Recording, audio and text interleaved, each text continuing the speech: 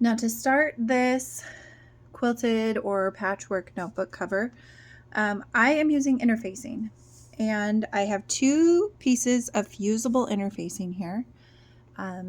They are about 20 inches wide and I think it's 12 inches deep. Now I have two of them because they're going to overlap because I need more space for all the seam allowances that I'm going to use for this patchwork notebook cover. So I have all of my little pieces here. These are 2.5 by 2.5 inch pieces.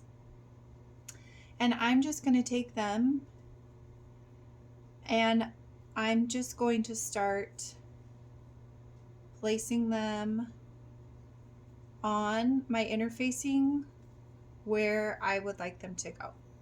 Now you can have a rhythm to this or not. It's pretty much up to you. If you want to use a pattern, I'm just going to kind of make it random. I don't want them to have too many of the same colors or designs next to one another. Kind of mix it up however I can. And you also can see that I put it on an angle. You don't have to do that. You can do it straight on. But I kind of like the angle. It just adds something a little bit different.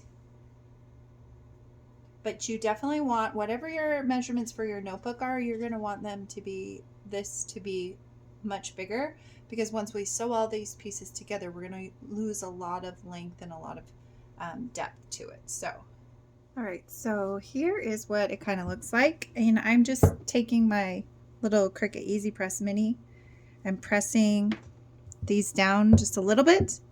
And then I'm going to take this over to my big heat press and heat press it down. All right, so there is my pressed blocks. Okay, so they're pressed onto the interfacing and overlapping. Now we're going to sew them. Now we did this similar type method of patchworking and quilting when we did our patchwork bucket pattern. But basically, we're just going to follow the lines of where the boxes match up. So I'm going to fold it, place it in my machine, and using about 1/8 of an inch of a seam allowance, we're going to stitch across. Then I'll cut my threads here.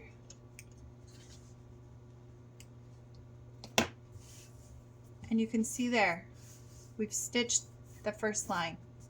And then we just keep doing that. We're going to fold over to the next set of boxes and just stitch through the interfacing through all of those layers at about 1/8 of an inch.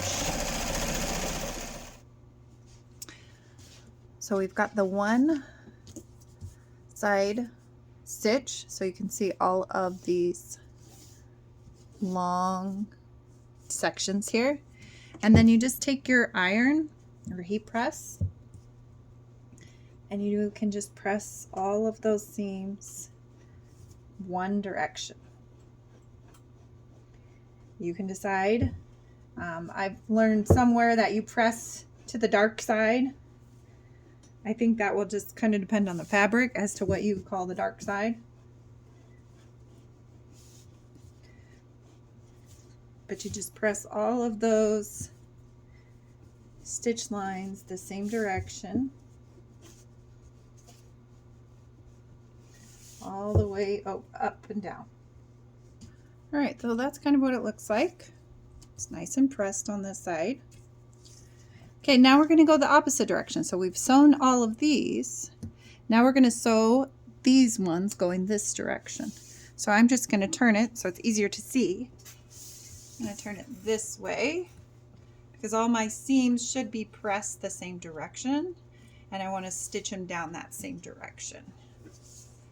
So I'll just start here at the top or at the end, however you want to put it, and across.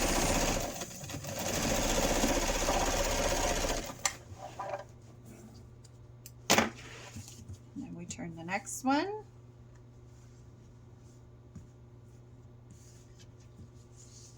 Again, starting at top of that.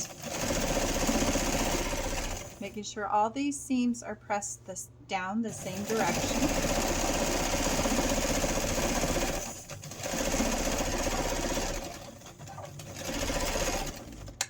It just makes it sew a lot smoother. Okay, so you can kind of see there how we're getting all those seams stitched together. So when you're laying these out and ironing them, you don't overlap them, but you're putting them as close together as you can. And that will help so that the raw edges is tucked inside that seam allowance. Now that we have all of our pieces sewn together, we have this big block, which is about 21 inches by 18 inches. Okay? Now we can sew our cover for our notebook. So here is my little purple notebook. It's just a little cheapy thing, nothing amazing, but I want it to have a cute cover. So to get the measurements for what we need to cut our patchwork in, we're going to measure around the notebook. So this is 12.5 inches, and then we're going to add 7 inches to that.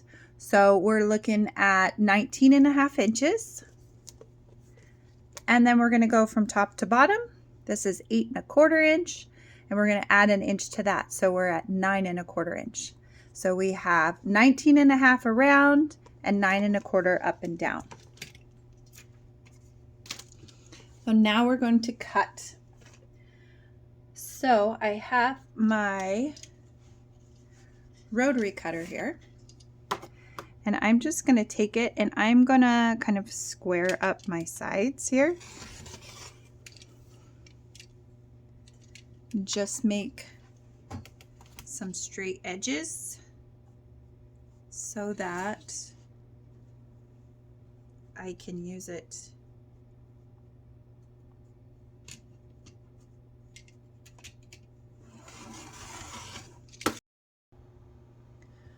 So we've cut our piece down to size. We've also cut a lining piece, and then we've cut a little bit of batting, and we're going to go ahead and quilt our patchwork piece. Now, you don't necessarily have to do this step if you're not interested in the quilted look, but we're going to do it. And so all I'm going to do is put my batting back behind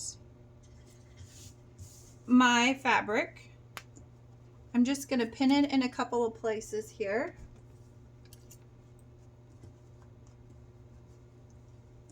Just so it stays in place. And then I'm just going to stitch in the ditch. So basically I'm stitching in the line that I've already stitched. And that's the fastest quilting I'm going to do. Okay, I'm just going to stitch in that ditch. Okay, and I'm going to do that all the way through, just kind of like we did before when we were stitching our pieces together. I'm just stitching all the way across. And then all the way across. All right, now that's all quilted up. You can see it on the back. Just adds a little bit of padding. It also helps to cover all of those seams that were there, so they're not hitting up against anything. So now we're going to add the lining to the main fabric here. And again, I'm just gonna add a couple pins here. And we're going to just stitch around the lining. We're going to leave an opening down here at the bottom, about 3-4 inches, so we can turn it right side out. So we're going to start here, forward and back stitch, just at 1/4 of an inch. When we get to the end, put our needle down and turn. Keep stitching across to the other side.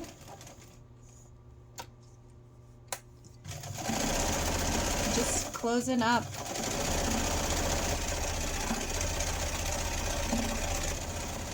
These two pieces together.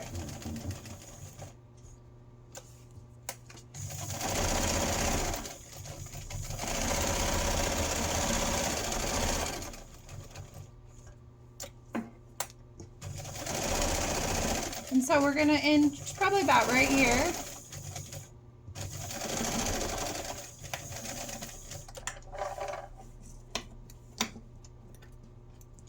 Just trim our threads.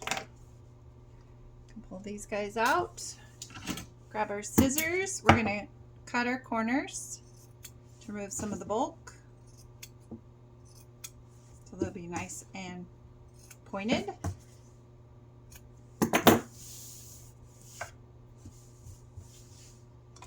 And then we're going to turn it right side out.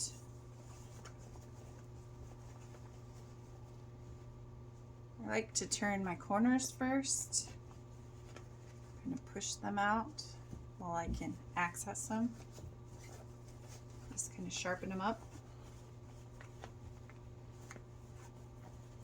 There we go.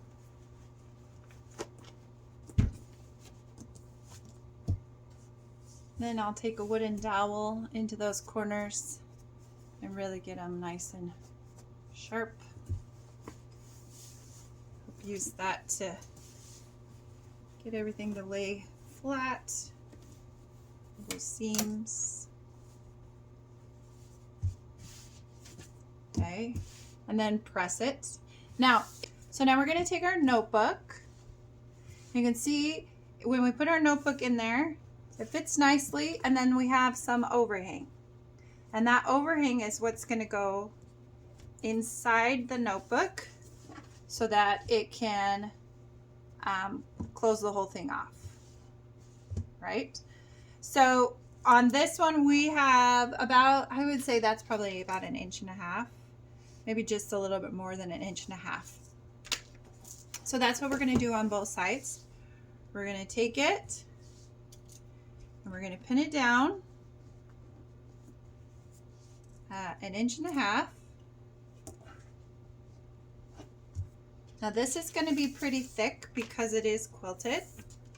So it's going to need a little bit more leeway than what you might normally think it would need, because this is all those layers and all the seams and everything. So it's going to be just a small little pocket.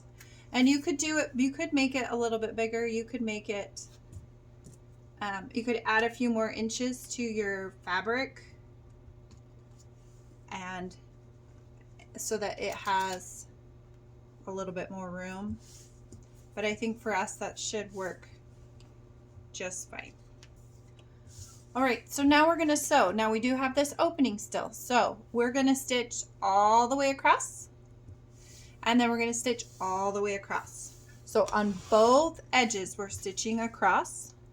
You are gonna be going through several layers. So hopefully your machine doesn't hate you and can get through all those layers. I know sometimes mine is like, what?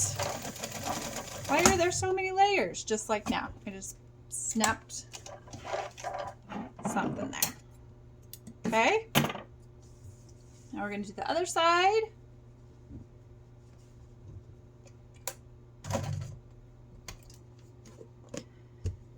Now we're going to add our book. One side. Then the other side.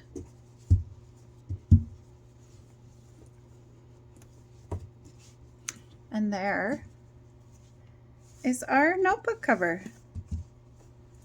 Isn't that cute? Fun little patchwork quilted notebook cover.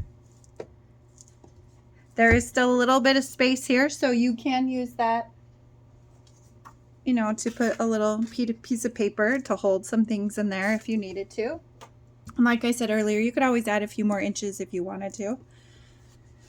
But it's a little bit thicker than our other notebook cover, but not as thick as, say, our book cover that we have. So it could fit on a reading book, it could fit on a notebook, it could fit on a planner, any kind of book that you just want to cover up. If you have a textbook that you wanted to cover. So it's just a fun little way of adding a little something special to a notebook and being able to do a fun sewing project. I hope you enjoyed this project. If you have comments or questions, make sure to leave them down below. Check out the link in the description so you can find the tutorial, and we will see you in the next video.